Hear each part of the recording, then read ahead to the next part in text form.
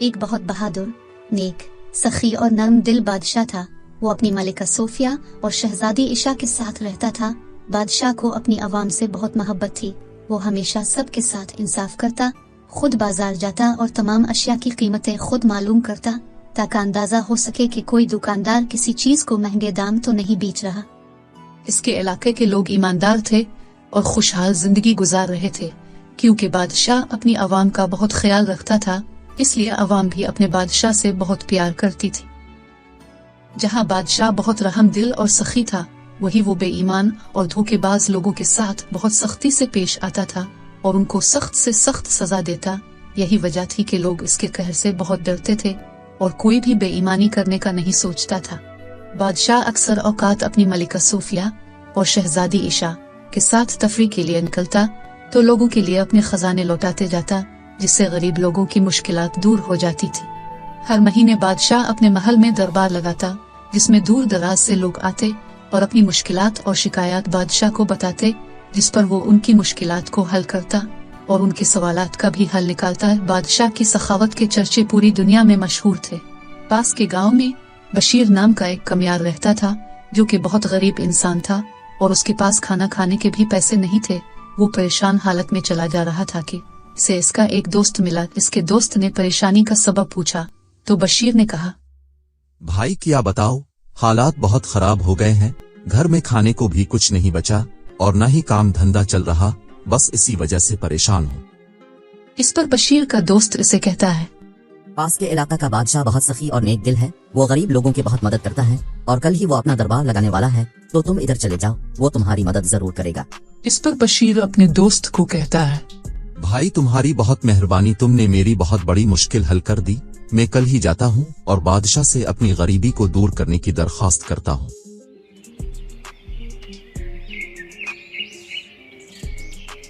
अगले दिन सुबह सुबह ही बशीर इस बादशाह की रियासत तरफ चल दिया। दोपहर के वक्त वो इस रियासत में पहुंच गया। दरबार में जाने के लिए लोगों की भीड़ लगी हुई थी। दरबार लोगों से कुछ सवालात पूछकर इनको अंदर जाने देता। कुछ लम्हे बाद बशीर के अंदर जाने की बारी आ जाती है। बशीर जब गेट पर पहुंचता है तो दरबान उसे रोक लेता है और कहता है, अंदर जाने के पैसे लगेंगे, लाओ जल्दी से मुझे कुछ पैसे दो और अंदर चले जाओ। भाई किस बात के पैसे, मेरे पास तो कोई पैसे नहीं है। देखो अगर अंदर जाना है तो पैसे तो देने ही पड़ेंगे, वरना इधर से चले जाओ, मैं तुमको अंदर नहीं जाने दूंगा।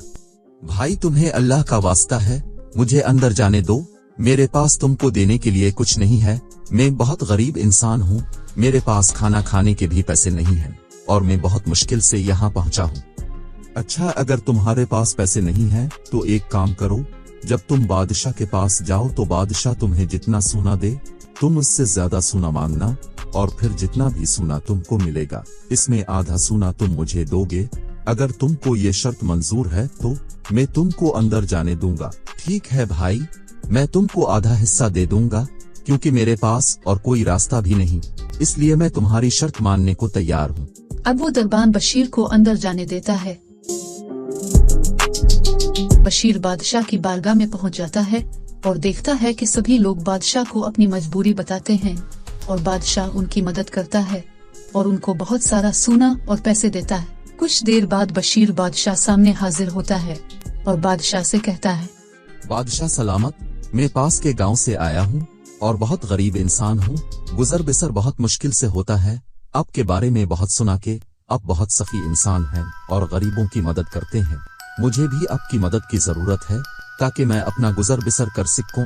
बशीर की बात सुनकर बादशाह उसे कुछ तहाइफ और सोना देता है, जिसके लेने के बाद बशीर बादशाह से कहता है, बहुत शुक्रिया बादशाह सलामत, अल्लाह आपको हमेशा सलामत रखे और आपकी उम्र दराज करे, लेकिन मेरी एक गुजारिश है कि मुझे थोड़ा और ज्यादा सोना दिया जाए। इस पर बादशाह बशीर से कहता है, ए लालची आदमी, हमने तुमको इतने ज्यादा इनामात और सोना दिया, फिर भी तुम्हें मजीद सोने की लालच क्यों है? ये सब तुम्हारे लिए कम है क्या? इस पर बशीर बादशाह से कहता है, बादशाह सलामत, जान की ईमान पाओ तो एक बात कहना चाहता हूँ। मैं एक गरीब इंसान हूँ, लेकिन मैं लालची नहीं हूँ और न ही मैंने कभी झूठ नहीं बोला है, इसलिए मैं आपको सब कुछ सच सच बताना चाहता हूँ। जब मैं महल के गेट पर आया तो दरबान ने अंदर आने के लिए मुझसे कुछ रकम का मुतालबा किया और अदा न करने की सूरत में मुझे अंदर आने से रोक दिया। ये बात सुनकर बादशाह गुस्से से आग बबूला हो जाता है और बशीर से कहता है, मुझे सारी बात तफसील से बताओ।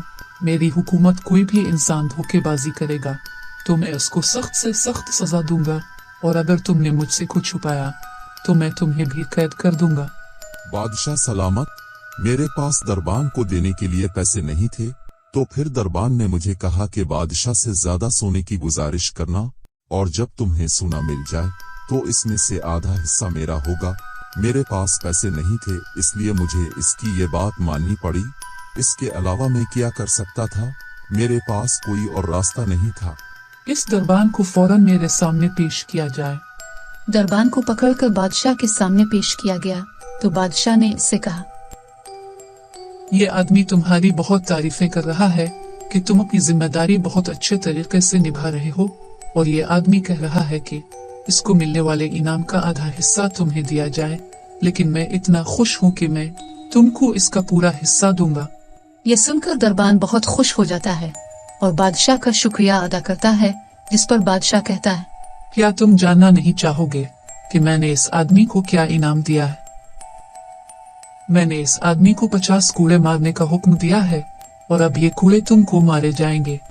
इस पर दरबान को अपनी गलती का एहसास हो जाता है और वो रू रू कर बादशाह से मुआफी मांगता है, लेकिन बादशाह उसे माफ नहीं करता और कहता है, अगर आज तुमको सजा न दी तो बाकी लोग भी ये काम करेंगे, इसलिए तुमको इसकी सजा जरूर मिलेगी, ताकि आइंदे कभी भी कोई ऐसी हरकत करने की जरूरत न करे।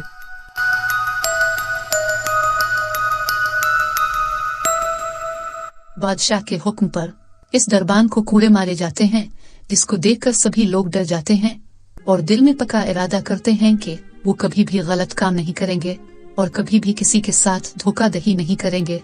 बादशाह बशीर की हिम्मत और ईमानदारी की दाद देता है और इसे बहुत सारा सोना देता है, जिस पर बशीर की गरीबी दूर हो जाती है और वो खुशहाल जिंदगी गुजारने लगता है। तो दोस्तों, आपको हमारी आज की कहानी कैसी लगी? उम्मीद है आपको पसंद आई होगी। तो जल्दी कीजिए और चैनल को सब्सक्राइब कर लीजिए और बेल के बटन को दबाना ना भूलें। Thanks for watching. See you again.